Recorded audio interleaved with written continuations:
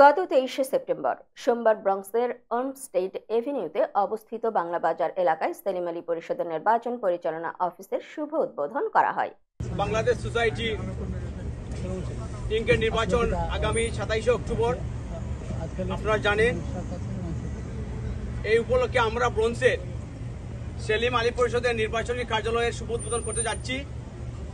আজকের এই শুভ উদ্বোধনে সভাপতিত্ব করবেন আমাদের আহ্বায়ক কমিটির অন্যতম আহ্বায়ক ফেন্সুগঞ্জ অর্গানাইজেশনের সম্মানিত সভাপতি জনাব মাহবুব আলম ভাই সভাপতিত্ব করবেন। অনুষ্ঠানে স্থানীয় নেতাকর্মী ও সমর্থকরা উপস্থিত ছিলেন। পরিষদটি আগামী 27শে অক্টোবর রবিবার অনুষ্ঠিতব্য নির্বাচনের জন্য প্রস্তুতি নিচ্ছে এবং ভোটারদের অংশগ্রহণ ও সমর্থনের আহ্বান জানিয়েছে।